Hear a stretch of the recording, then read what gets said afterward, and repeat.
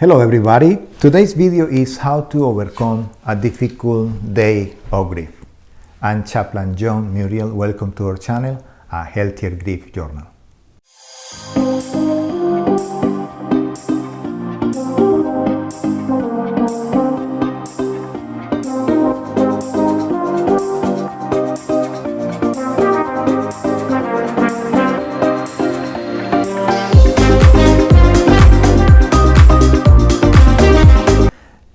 So, over your last days or months or during your grief journey, you might have found yourself having some difficult days and some normal days and some more challenging days.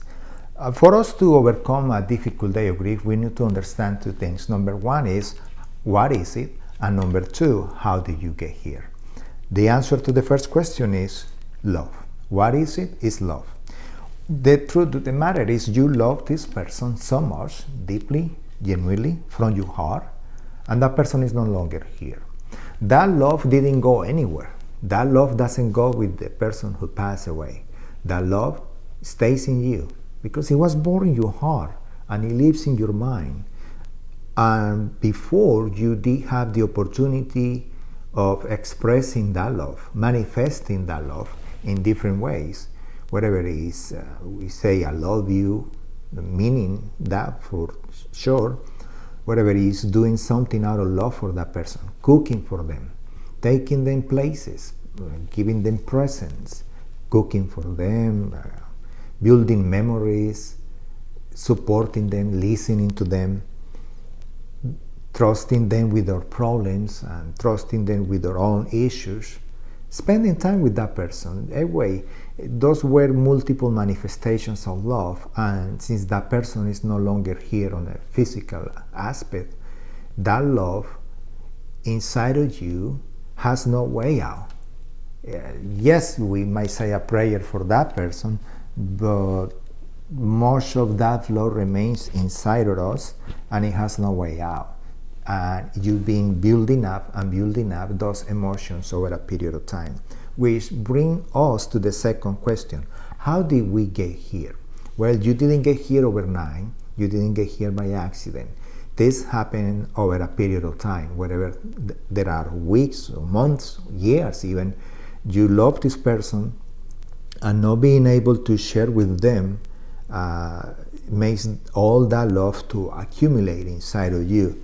And you miss that person not just today, but probably every day since they pass away. You miss them every day. It's just that when you miss them, let's say last month, I was thinking about mom, but I was driving and I remember I need to stay focused on the road for safety purposes.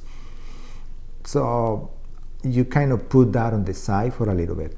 Or you were missing your son or your daughter that you lost, but you still got this project that you need to deliver. You still need to function, you still need to take care of errands, you still need to take care of your family.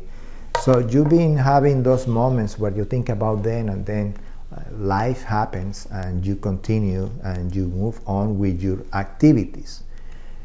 But all those emotions being put inside of a pressure cooker, start building that pressure. Forgive me for being reluctant here, but that pressure start building up to the point where you need to release that valve, and little by little let that pressure come out of you. And that's exactly what you need to do. You need to face the fact that you are having a difficult day of grief, and you need to start letting those emotions out and releasing some of that pressure, taking a deep breath and recognizing that that person still lives inside of your heart. That person still lives inside of your mind. And that person deserves some of your time. That person totally deserves you to make a little stop on whatever it is that you're doing and dedicate some minutes to their memories. To dedicate some of those minutes to pray with them, to talk to them.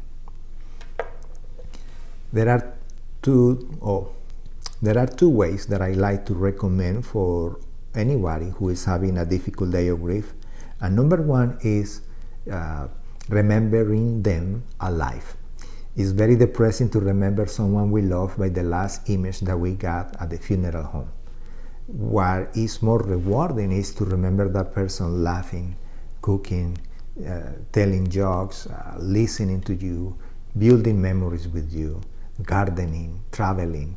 Remembering that person alive is a reminder that we were so blessed that that person shared those experiences with us. That brings gratitude into our heart, and gratitude brings peace, and peace translates into happiness. And number two is doing something that they used to love. That is similar to honoring their legacy, carrying on with the legacy. Let's say my daughter's favorite food were fish tacos. Well, how about we schedule fish tacos for dinner? Or my son, he used to love mountain biking around the park. Guess what? You need to plan a day where you go into that park that he loves so much and just gonna walk around or ride your bicycle. And while you there, remember him, talk to him or her, and finding those times in our busy calendars to spend time with that person is magical, is medicinal. It brings so much peace and comfort. That person deserves to be remembered alive, and that person deserves to have space in your time. So take time for them, take time for yourself, and I'm not recommending you to sit down and start crying all the time and beating yourself, thinking of things that you could have done better. What is more healthier is that you do something that they used to love. Keep those memories alive. Be grateful that they spend their life with you.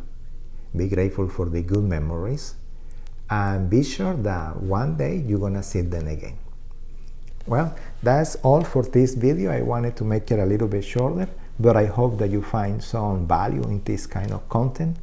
If it is not for you, perhaps you can recommend it to somebody who might be going through a difficult time right now.